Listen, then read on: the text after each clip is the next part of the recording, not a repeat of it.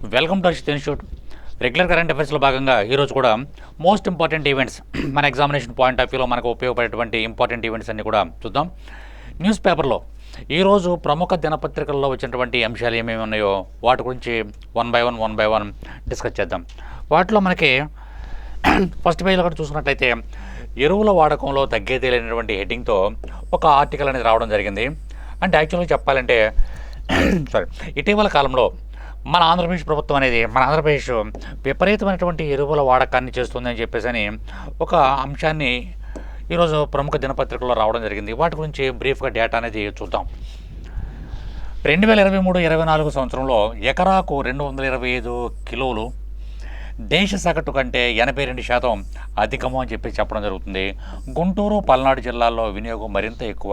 ఈ 3 పాయింట్లు కూడా మనకి చాలా చాలా ఇంపార్టెంట్. యాక్చువల్గా చూసుకున్నట్లయితే ఎకరాకు చాలా ఎక్కువ ఎరువులు మన ఆంధ్రప్రదేశ్లో వాడడం అనేది జరుగుతుంది. ఇది ఇటువంటి పరిణామం జరగకూడదు. అంటే ఇంత భారీ స్థాయిలో రసాయనిక ఎరువుల వాడకం అనేది ఎంత భారీ స్థాయిలో ఉంటుంది, ఎస్పెషల్లీ మన ఆంధ్రప్రదేశ్లో చాలా ఎక్కువగా ఉందని చెప్పేసి ఒక ప్రత్యేకమైనటువంటి బులెటిన్ని రిలీజ్ చేయడం జరిగింది. ఈరోజు న్యూస్ పేపర్లో ఆ విషయం అంతా కూడా ప్రస్తావించడం జరిగింది. వాటికి సంబంధించినటువంటి డేటా చూద్దాం. ఇక్కడ మనకి ఈనాడు పేపర్లో వచ్చినటువంటి అంశం, రసాయన ఎరువుల వాడకంలో ఏమాత్రమూ తగ్గేది అంటుంది ఆంధ్రప్రదేశ్. మన ఆంధ్రప్రదేశ్ యొక్క రసాయన ఎరువుల వాడకంలో విపరీతమైనటువంటి ధోరణిని ప్రదర్శిస్తుంది. 2023-24 సంవత్సరంలో దేశ సగటుతో పోలిస్తే ఏపీలో రసాయన ఎరువుల వినియోగం 82% అధికంగా నమోదవడం అనేది జరిగింది. ఇక్కడ మనకి దేశవ్యాప్తంగా చూసుకున్నట్లయితే దేశవ్యాప్తంగా ఎంతైతే వాడుతున్నామో దానికంటే కూడా చాలా ఎక్కువగా 82% అధికంగా మన ఆంధ్రప్రదేశ్లో రసాయన ఎరువులు వాడడం అనేది జరుగుతుంది. దేశంలో సగటున ఎకరాకు 56 కిలోలు, ఇక్కడ మనకి 56 కిలోలు వాడకం జరుగుతుంది. సగటున ఒక ఎకరాకు వచ్చి 56 కిలోలు వాడకం అనేది జరుగుతుంది. కానీ ఏపీలో మాత్రం 102 కిలోల వినియోగం అనేది జరుగుతుంది. చాలా ఎక్కువ జరుగుతుంది. అంటే సగటున 102 కిలోల రసాయన ఎరువులు వాడడం అనేది జరుగుతుంది. అందులోనూ గుంటూరు, పల్నాడు జిల్లాల్లో మరింత విచ్చలవిడిగా 214%, 346%. 214%.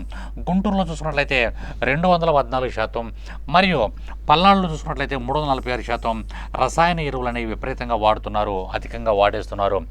రాష్ట్రంలో 10 లక్షల మంది రైతులు 12.15 లక్షల ఎకరాల్లో 12.15 లక్షల ఎకరాల్లో సహజ వ్యవసాయం చేస్తున్నారని రైతు సాధికార సంస్థ నివేదికను తెలియజేస్తుంది. రసాయన ఎరువుల వాడకం ఎంత మాత్రం తగ్గడం లేదు. అయితే మన ఇక్కడ మనకి కొంతమంది రైతులు, రాష్ట్రంలో సుమారుగా 10 లక్షల మంది రైతులు సహజ వ్యవసాయాన్ని, సేంద్రీయ వ్యవసాయాన్ని చేస్తున్నప్పటికీ కూడా ఇక్కడ మనకి రసాయన ఎరువుల వాడకం అనేది ఎటువంటి పరిస్థితుల్లో కూడా తగ్గడం లేదని చెప్పడం జరుగుతుంది. కాబట్టి ఇది ఒక విపరీతమైనటువంటి ధోరణిగా మనం చెప్పుకోవచ్చు. భారతదేశ వ్యాప్తంగా చూసుకున్నట్లయితే దేశంలో 56 కిలోలు మాత్రమే, ఒక ఎకరాకు సగటున 56 కిలోలు మాత్రమే రసాయన ఎరువులు వాడుతుంటే మన ఆంధ్రప్రదేశ్లో మాత్రం 102 కిలోలు, సగటున ఆంధ్రప్రదేశ్లో 102 కిలోల రసాయన ఎరువులు వాడడం అనేది జరుగుతుంది. కెమికల్స్ అనేవి బాగా ఎక్కువగా వాడుతున్నారు పంట పొలాలలో.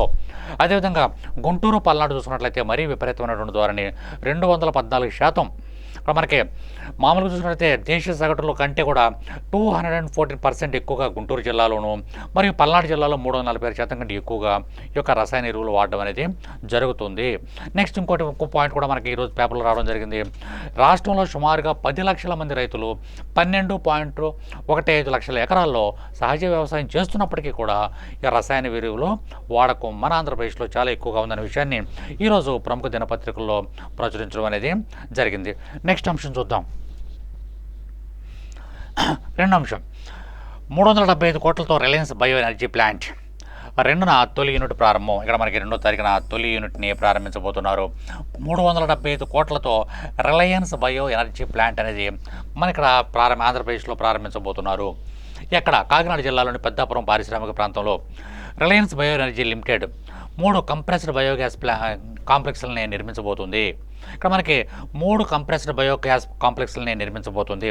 వీటిలో తొలి యూనిట్, మొదటి యూనిట్ని ఏప్రిల్ 2వ తారీఖున ప్రారంభం కానుంది. మిగిలిన 2 యూనిట్లు మే నెలలో ఒకటి, ఆగస్టులో మరొకటి ప్రారంభించబోతున్నారు. కాబట్టి కాకినాడ జిల్లాలోని పెద్దాపురం పారిశ్రామిక ప్రాంతంలో, ఇండస్ట్రియల్ కారిడార్ ఆ ప్రాంతంలో ఆ యొక్క bio energy limited compressed biogas ప్లాంట్లు 3 ప్లాంట్లు అంటే కాంప్లెక్స్ నిర్మిస్తున్నారు. దాంట్లో 3 యూనిట్లు ఉంటాయి. ఆ 3 యూనిట్లో మొదటి యూనిట్ని ఏప్రిల్ 2వ తారీఖున నిర్మించడం అనేది జరుగుతుంది. నెక్స్ట్ 60 ఎకరాల విస్తీర్ణంలో 375 కోట్లతో నిర్మించే ఈ 3 యూనిట్ల ద్వారా ఇక్కడ మనకి క్లియర్గా 60 ఎకరాల విస్తీర్ణంలో 375 కోట్లతో నిర్మించే ఈ 3 యూనిట్ల ద్వారా రోజుకు 67.53 టన్నుల గ్యాస్ ఉత్పత్తి చేయనున్నట్లు రిలయన్స్ ప్రతినిధులు తెలియజేశారు. ఇక్కడ మనకి ఈ యొక్క ఎక్స్పెండిచర్ ఎంత అంటే 375 కోట్లతో నిర్మించేటువంటి ఈ 3 యూనిట్లలో 67.53 టన్స్ గ్యాస్ అనేది ప్రొడ్యూస్ కాబోతుందని చెప్పేసి చెప్పడం జరుగుతుంది. 114.2 కోట్లతో ఇప్పటికే నిర్మించిన యూనిట్ 1 మంత్రి నారా లోకేష్ ప్రకాశం జిల్లా పీసిపల్లి మండలం దివాకర్పల్లి నుంచి వర్చువల్గా ప్రారంభించనున్నారు. ఆయన ప్రకాశం జిల్లా నుంచి ఆయన వర్చువల్గా ఆ యొక్క ప్లాంట్ని మొదటి యూనిట్ని ప్లాంట్ కాదని ఆ ప్లాంట్కి సంబంధించినటువంటి మొదటి యూనిట్ని ఆ మొదటి యూనిట్ ఖర్చు 114.2 కోట్లు. దాన్ని మన మంత్రి నారా లోకేష్ గారు మన దేశాఖ మంత్రి అయినటువంటి మన ఎడ్యుకేషన్ మినిస్టర్ నారా లోకేష్ గారు 2వ తారీఖున దాన్ని వర్చువల్గా ప్రారంభించబోతున్నారు. నెక్స్ట్ అంశం ఏంటో చూద్దాం. సరిగ్గా మనకి ఇదంతా కూడా ప్లాంట్కి సంబంధించినటువంటి అంశమేనండి. ఇక్కడ మనకి మూడోసారి అధ్యక్షుడు కావడానికి మార్గాలు ఉన్నాయి. డొనాల్డ్ ట్రంప్ సృష్టీకరణ ఆయన యాక్చువల్గా మనకి అమెరికన్ కాన్స్టిట్యూషన్ ప్రకారం చూసుకున్నట్లయితే అమెరికన్ ఆ సిస్టమ్ కనుక చూసుకున్నట్లయితే ఆ ప్రెసిడెన్షియల్ సిస్టమ్ కనుక చూసుకున్నట్లయితే జనరల్గా ఎవరైనా సరే ఏ అధ్యక్షుడైనా సరే 2 సార్లు మాత్రమే అధ్యక్షుడిగా అయ్యేటటువంటి అవకాశాలు ఉంటున్నాయి. ఎవరైనా సరే 2 సార్లే నియామకం అనేది జరుగుతుంది. కానీ ఇప్పుడు డొనాల్డ్ ట్రంప్ ఒక కొత్త విధానం తీసుకొచ్చాడు. ఏమంటున్నారంటే 3వసారి కూడా అధ్యక్షుడు కావడానికి అవకాశాలు ఉన్నాయి అని చెప్పేసి చెప్పడం జరిగింది. ఇక్కడ మనకి వాషింగ్టన్ నుంచి అక్కడ అమెరికా నుంచి వచ్చినటువంటి న్యూస్ ప్రకారం చూసుకున్నట్లయితే అమెరికా అధ్యక్షుడిగా 3వసారి ఎన్నిక కావడానికి మార్గాలు ఉన్నాయని డొనాల్డ్ ట్రంప్ పేర్కొన్నారు. ఇక్కడ మనకి అమెరికా అధ్యక్షుడిగా 3వసారి థర్డ్ టైం ఎన్నిక కావడానికి మార్గాలు ఉన్నాయని డొనాల్డ్ ట్రంప్ పేర్కొన్నారు. తాను 3వసారి బాధ్యతలు చేపట్టాన్ని ఆయన త్రోసిపుచ్చలేదు. ఇక్కడ విలేకరులు అడిగినటువంటి ప్రశ్నకి 3వసారి కూడా అక్కడ మనకి ప్రెసిడెంట్గా నియామకానికి మీరు సిద్ధమేనా అని చెప్పేసి ఆయన అడిగినందుకు నేను సిద్ధమే, నేను 3వసారి కూడా అసలు రూల్స్ అండ్ రెగ్యులేషన్స్ లేకపోయినప్పుడు ఆయన ఏమంటాడంటే 3వసారి కూడా నేను బాధ్యతలు చేపట్టడానికి సిద్ధంగా ఉన్నాను అని చెప్పేసి ఆయన చెప్పడం జరిగింది. ఇంకేమంటారంటే ఈ విషయంలో నేనేమి జోక్ చేయట్లేదు, వాస్తవాలు మాత్రమే చెప్తున్నాను అని చెప్పేసి అని చెప్పడం జరుగుతుంది. తర్వాత ఇంకా మనకి ఈయన ఎన్సీపీకి ఇచ్చిన న్యూస్ ఇంటర్వ్యూలో ఈ వ్యాఖ్యలు చేయడం అనేది జరిగింది. అమెరికా అధ్యక్షుడిగా 3వసారి ఎన్నిక కావడాన్ని రాజ్యాంగంలోని 22వ సవరణతో అనుమతించదు అని చెప్పేసి చెప్పడం జరుగుతుంది. చాలామంది ప్రజలు 3వసారి ఎన్నిక కావాలని నన్ను కోరుతున్నారు అని చెప్పేసి అని ఆయన చెప్పడం జరుగుతుంది. ఆయన మనకి ఏమంటారంటే అమెరికా అధ్యక్షుడిగా 3వసారి ఎన్నిక కావడాన్ని రాజ్యాంగంలోని 22వ సవరణ అనుమతించదు. According to the constitutional amendment 22వ కాన్స్టిట్యూషనల్ అమెండ్మెంట్ ప్రకారం 3వసారి అమెరికా అధ్యక్షుడు అవ్వడానికి అమెరికన్ కాన్స్టిట్యూషన్ ఒప్పుకోదు. అయినప్పటికీ కూడా ఇతను ఏమంటా అంటే నాకు అయ్యే ఛాన్స్ ఉన్నాయి, చాలామంది ప్రజలు అమెరికన్ ప్రజలు చాలామంది నన్ను 3వసారి అమెరికా యొక్క అధ్యక్షుడిగా చూడబోతున్నారు అని చెప్పేసి అని ఆయన చూడడానికి ఇష్టపడుతున్నారని చెప్పేసి ఆయన చెప్పడం అనేది జరిగింది. అయితే ఇక మనకి అన్నిటికి కూడా చాలా టైం ఉంది, అన్నీ కూడా తర్వాత కాలంలో మీకు అంతా కూడా తెలియజేస్తాను అని చెప్పేసి అని ట్రంప్ తెలియజేయడం అనేది జరిగింది. కాబట్టి ఆ డేటా కూడా మనకి ఇంపార్టెంట్. ఈరోజు ప్రముఖ న్యూస్ పేపర్స్ అన్నింటిలో కూడా ఈ విషయం రావడం జరిగింది. తర్వాత రష్యా అధ్యక్షుడైనటువంటి పుతిన్పై హత్యాయత్నం అనేది ప్లాన్ చేశారా ఏంటి అసలు అనేది ఇక్కడ వార్తల్లో రావడం అనేది జరిగింది. మాస్కో నుంచి వచ్చినటువంటి వార్తల ప్రకారం రష్యా అధ్యక్షుడు వ్లాదిమిర్ పుతిన్ ఉపయోగించే అత్యంత ఖరీదైనటువంటి లిమోజిన్ కారు మంటల్లో కాలిపోవడం కలకలం రేపింది. అంటే అధ్యక్షుడు దాంట్లో లేరు కానీ జనరల్గా ఆయన యొక్క కారు మంటల్లో కాలిపోవడం, ఒక అధ్యక్షుడు సంబంధించినటువంటి పర్సనల్ కారు ఒకటి కాలిపోవడం అనేది చిన్న విషయం కాదు. అది ఏమన్నా హత్యాయత్నం జరిగిందా, ఆయన మీద ఏమైనా మనకి ఆయన మీద ఏమన్నా మర్డర్ అటెంప్ట్ జరిగిందా అనే విషయాన్ని ఇక్కడ మనం తెలుసుకోవాలి. ఇక్కడ మాస్కోలో జరిగినటువంటి ఈ ఘటన అధ్యక్షుడిపై హత్యాయత్నంగా భావిస్తున్నారు. అధ్యక్ష భవనం ఆస్తుల విభాగం నిర్వహించే ఈ కారు మంటల్లో కాలిపోయింది. ఇక్కడ మనకు అధ్యక్ష భవనం కాంపౌండ్లోనే ఎక్కడ జరిగిందంటే బయట ఎక్కడో జరిగింది, ఇంకోటి చోట కాదు, అధ్యక్షుడి యొక్క భవనంలోనే ఈ యొక్క కారు లిమోజిన్ అనేటువంటి కారు కాలిపోవడం అనేది జరిగింది. దాని యొక్క ఖరీదు, ఆ కారు యొక్క ఖరీదు 2,75,000 పౌండ్లు, అంటే దాదాపుగా 3 కోట్ల పైనే ఉంటుంది ఆ కారు. ఆ యొక్క కారు ఖరీదు 3 కోట్ల పైనే ఉంటుంది. చాలా పటిష్టమైనటువంటి కారు, చాలా భద్రత కలిగినటువంటి కారు. అది కాలిపోవడం అనేది జరిగింది. దాని ఖరీదు 2,75,000 పౌండ్లు, దాదాపు 3 కోట్లకు పైగానే ఉంటుంది. అది కాలిపోయిన సమయంలో అందులో ఎవరున్నారు అనేది తెలియరాలేదు అని చెప్పేసి న్యూస్ పేపర్లో రావడం జరిగింది. అంటే దాంట్లో ఎవరన్నా ప్రెసిడెంట్ అయితే లేరు, ఆయన పుతిన్ అయితే లేరు, ఇంకా ఎవరైనా ఉన్నారా ఏంటని చెప్పేసి అనే దాని గురించి డేటా అయితే రావాల్సి ఉంది. ఏది ఏమైనప్పుడు కూడా లిమోజిన్ అనేటువంటి కారు ఇటీవల కాలంలో అధ్యక్ష భవనంలోనే కాలిపోవడం జరిగింది. మాస్కోలోని లుబెంకాలో ఉన్నటువంటి జాతీయ భద్రతా సర్వీస్ ప్రధాన కార్యాలయం వద్ద ఈ నెల 29వ తారీఖున ఈ యొక్క పేలుడు సంభవించింది. పేలిపోవడం కారు కాలిపోవడం అనేటువంటి సంఘటన ఈ నెల 29వ తారీఖు, నిన్న కాక మొన్న ఈ యొక్క సంఘటన అనేది జరిగింది. ఆ తర్వాత దేశాధ్యక్షుడు ఉపయోగించినటువంటి ఆర్ఎస్ లిమోజిన్ కారు మంటల్లో చిక్కుకోవడం జరుగుతుంది. సరే, ఇది ఏమైనప్పుడు కూడా ఒక అత్యంత భద్రత కలిగినటువంటి వ్యక్తి యొక్క కారు తన యొక్క అధ్యక్ష భవనంలోనే కాలిపోవడం అనేది ఇది కలకలం రేపుతుంది.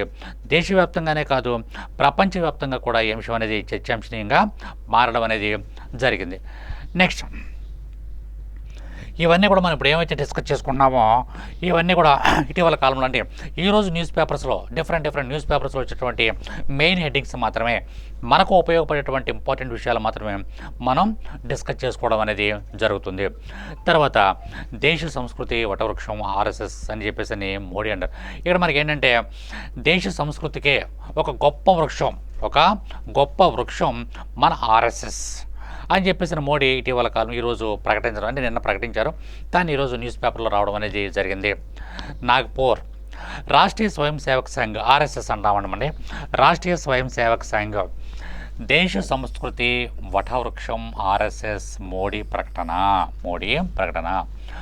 నాగ్పూర్ మహారాష్ట్ర రాష్ట్రీయ స్వయం సేవక్ సంఘ్ ఆర్ఎస్ఎస్ను దేశ అజరామర సంస్కృతి ఆధునీకరణ వటవృక్షంగా ప్రధాని నరేంద్ర మోడీ అభివర్ణించారు. ఆయన ఏమంటారంటే ఒక పెద్ద వృక్షము, ఒక అద్భుతమైనటువంటి ఒక వృక్షంగా ఆయన వర్ణించడం అనేది జరిగింది. ఆ వృక్షం కింద అనేక మంది సేద తీరుతున్నారు. ఇదే ఆర్ఎస్ఎస్ కింద, ఇది ఆర్ఎస్ఎస్ అనేటువంటి స్వయం సేవక్ సంఘ్ అనేటువంటి సంస్థ అనేక లక్షల మందిని, కోట్ల మందిని ప్రభావితం చేస్తుంది. దాని కింద నాలాంటి వాళ్ళు అనేక మంది దానికి సేద తీరుతున్నారు అని చెప్పేసి దాన్ని వర్ణించడం అనేది జరిగింది. నెక్స్ట్, దేశ చైతన్యాన్ని పరిరక్షించడమే ఆ సంస్థ యొక్క ఆదర్శాలు, మౌలిక సూత్రాలపై పేర్కొన్నాయి. ఇక్కడ మనకి దేశం యొక్క చైతన్యాన్ని పరిరక్షించడం, దేశం యొక్క సంస్కృతిని, సాంప్రదాయాన్ని, గొప్పతనాన్ని పరిరక్షించడమే ఆర్ఎస్ఎస్ యొక్క ప్రధాన విధి. మనకి కొన్ని కట్టుబాట్లు ఉన్నాయి. మనకి భారతదేశాన్ని యొక్క సంస్కృతి, సాంప్రదాయాలు, కట్టుబాట్లు, వీటన్నిటిని పరిరక్షించేటువంటి సంస్థ, అత్యున్నతమైన సంస్థ రాష్ట్రీయ స్వయం సేవక్ సంఘ్ ఆర్ఎస్ఎస్ అని చెప్పేసి నరేంద్ర మోడీ నిన్న ప్రకటించడం అనేది జరిగింది. నేడు మన దేశం బానిస మనస్తత్వం, బానిస చిహ్నాలను వదిలించుకుంటుందని చెప్పడం కూడా జరిగింది. గతంలో మనం బానిస బతుకులు బతికాము, బానిసలాగా ఇతరుల యొక్క అదుపాజ్ఞంలో ఉన్నాము, వాళ్ళ యొక్క సంఖ్యల్లో మనం బంధించబడి ఉన్నాం. కానీ ఇప్పుడు మాత్రం పూర్తి స్వేచ్ఛ స్వాతంత్రాలు కలిగి ఉన్నామని చెప్పేసి నరేంద్ర మోడీ మనకి ఇక్కడ ప్రస్తావించడం జరిగింది. ఈ యొక్క బానిస మనస్తత్వంతో రూపొందించబడినటువంటి శిక్షాస్మృతి స్థానంలో భారతీయ న్యాయ సంహితను తీసుకొచ్చామని చెప్పేసి చెప్పడం జరిగింది. కొత్త లా సంబంధించినటువంటి న్యాయానికి సంబంధించినటువంటి కొత్త విధానాన్ని తీసుకొచ్చాము. గతంలో బానిస మనస్తత్వానికి సంబంధించినటువంటి యొక్క లాని రూపొందించుకున్నాం, న్యాయశాస్త్రాన్ని రూపొందించుకున్నాం, కానీ దాన్ని మార్చి ఇప్పుడు కొత్త న్యాయ విధానాన్ని తీసుకొచ్చామని చెప్పేసి చెప్పడం జరిగింది. నెక్స్ట్, ఇంకో విషయం ఏమంటారంటే 11 ఏళ్ల క్రితం ప్రధానిగా బాధ్యతలు చేపట్టిన అనంతరం తొలిసారి ఆయన నాగపూర్లోని సంఘ్ ఆర్ఎస్ఎస్ ప్రధాన కార్యాలయాన్ని సందర్శించారు. తర్వాత తొలుత డాక్టర్ హెగ్డేవార్ స్మృతి మందిరానికి వెళ్ళిన ప్రధాని ముందు ఏం చేశారంటే హెగ్డేవార్ స్మృతి స్థానానికి వెళ్ళారు. ఆ వెళ్ళిన తర్వాత కేశవ్ బలరామ్ హెగ్డేవార్, తర్వాత సంఘ్ చాలక్ గోల్వర్కర్లకి వాళ్ళకు కూడా నివాళులు అర్పించడం జరిగింది. సరే, ఇదంతా కూడా అయిపోయిన తర్వాత ముందు ఆర్ఎస్ఎస్ ప్రధాన కేంద్ర కార్యాలయానికి వెళ్ళిన తర్వాత నాగపూర్లో ఉన్నటువంటి ఈ కార్యక్రమానికి వెళ్ళిన తర్వాత ఆ తర్వాత 1956లో డాక్టర్ బిఆర్ అంబేద్కర్ బౌద్ధ మతాన్ని స్వీకరించినటువంటి దీక్షభూమి అనే ప్రాంతాన్ని సందర్శించడం అనేది జరిగింది. అది ఇక్కడ మనకి న్యూస్ పేపర్లో రావడం జరిగింది. ఆ తర్వాత ఆర్ఎస్ఎస్ కార్యాలయాన్ని సందర్శించిన తర్వాత తర్వాత ఆయన ఇక్కడ మనకి నెక్స్ట్ ఎక్కడికి వెళ్ళారు అంటే అనంతరం 1956లో డాక్టర్ బిఆర్ అంబేద్కర్ బౌద్ధ మతాన్ని స్వీకరించినటువంటి దీక్షభూమిని సందర్శించడం అనేది జరిగింది. అదేవిధంగా మాధవ్ నేత్రాలయ ప్రీమియం సెంటర్ని కూడా శంకుస్థాపన చేయడం అనేది జరిగింది. కాబట్టి నిన్న అనేక కార్యకలాపాల్లో నరేంద్ర మోడీ గారు పాల్గొనడం అనేది జరిగింది. కాబట్టి ఈ డేటా అంతా కూడా మనకి ప్రముఖ దినపత్రికల్లో వచ్చినటువంటి డేటా. వాటిలో మనకి ఆర్ఎస్ఎస్ గురించి నరేంద్ర మోడీ చేసినటువంటి వ్యాఖ్యలు ఏంటో మనం చూసుకున్నాం. అదేవిధంగా ఆయనకి మన రష్యా అధ్యక్షుడైనటువంటి పుతిన్ యొక్క కారు మంటల్లో కాలిపోవడం అనేటువంటి విషయాన్ని కూడా ఈరోజు డిస్కస్ చేసుకున్నాం. అదేవిధంగా చూసుకున్నట్లయితే మనకి డొనాల్డ్ ట్రంప్ మూడవసారి అమెరికా అధ్యక్షుడు అయ్యేటటువంటి మార్గాలు ఉన్నాయని చెప్పేసి ఆయనగా ప్రకటించుకోవడం, ఆ విషయాన్ని కూడా డిస్కస్ చేసుకోవడం అనేది జరిగింది. అంతేకాకుండా ఇక్కడ మనకి మన ఆంధ్రప్రదేశ్లో రిలయన్స్ బయో ఎనర్జీ ప్లాంట్ అనేది స్థాపించబోతున్నారు. దాంట్లో మొదటి యూనిట్ ఏప్రిల్ 2వ తారీఖున ప్రారంభించబోతుంది. ఎవరు ప్రారంభిస్తున్నారు? మన గౌరవ విద్యాశాఖ మంత్రి లోకేష్ సార్. అదేవిధంగా మనకి లాస్ట్ అంశంగా చూసుకున్నట్లయితే ఎరువుల వాడకంలో తగ్గేదిలే. మనకి భారతదేశ వ్యాప్తంగా వాడేటువంటి ఎరువుల వాడకం కంటే కూడా మన ఆంధ్రప్రదేశ్లో ఎస్పెషల్లీ గుంటూరు పల్నాడు జిల్లాలో ఎక్కువ ఎరువుల వాడకం జరుగుతుందని చెప్పేసి అని చెప్పడం జరుగుతుంది. ఈ డేటా అంతా కూడా మనకి ఈ రోజు ప్రముఖ దినపత్రికల్లో వచ్చినటువంటి డేటాగా మనం చూసుకోవాలి. ప్రతిదీ కూడా ఇంపార్టెంట్. తప్పనిసరిగా నోట్స్ రూపంలో రాసుకోండి. మీరు ఎవరైనా కాంపిటేటివ్ ఎగ్జామ్ కనుక ప్రిపేర్ అవుతున్నట్లయితే తప్పనిసరిగా మన హర్షిత్ ఇన్స్టిట్యూట్ని ఫాలో అవుతుండండి. మన హర్షిత్ ఇన్స్టిట్యూట్ యొక్క ఛానల్ని సబ్స్క్రైబ్ చేయండి, మరియు తప్పనిసరిగా ఆ యాప్ని డౌన్లోడ్ చేసుకోండి. నెక్స్ట్ ఈ వీడియోని లైక్ చేయండి, మీ ఫ్రెండ్స్ అందరికి కూడా షేర్ చేయండి. Thank you very much. All the best.